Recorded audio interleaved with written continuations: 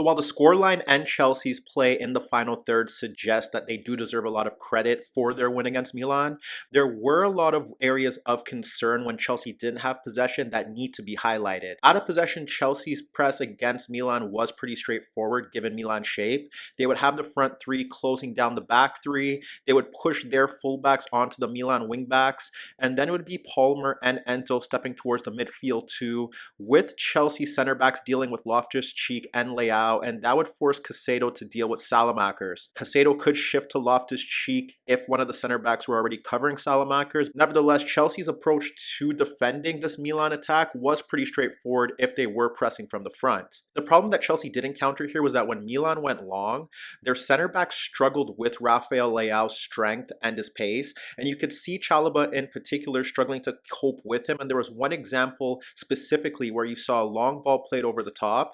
He was able to brush aside Chalobah, and then he was supposed to play in Salamakers free on goal, but his pass was a bit heavy and that halted the attack. In terms of the press, there was only one time in particular where you saw Salamakers occupying Reece James, and from there that allowed the wingback to step forward, and there was no one stepping towards the wingback freely, and from there Milan were able to play out in towards Chelsea's half. Nevertheless, when you focus on the simplicity and how Milan were able to easily bypass the Chelsea midfield, it did raise alarm bells. The big issue here was that Salamakers and Loftus-Cheek were able to drop into midfield freely, pick up the ball, and then carry it in towards Chelsea's third to create chances. And if they weren't doing that, they were simply being used as decoys to link with teammates and then help Milan progress higher up the pitch. There was one example in particular where it was Loftus-Cheek picking up the ball at the edge of his own box, and from there he's able to carry the ball beyond the Chelsea center back and Caicedo to carry the ball towards the halfway line, square it into the path of Salamakers, who from there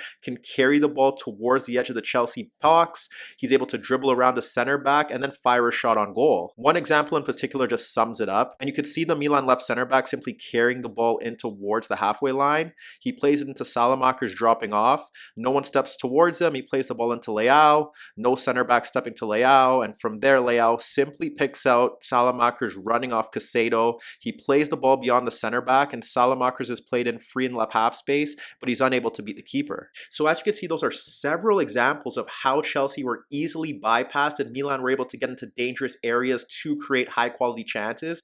And it was simply poor execution and finishing on the day that made the result what it was.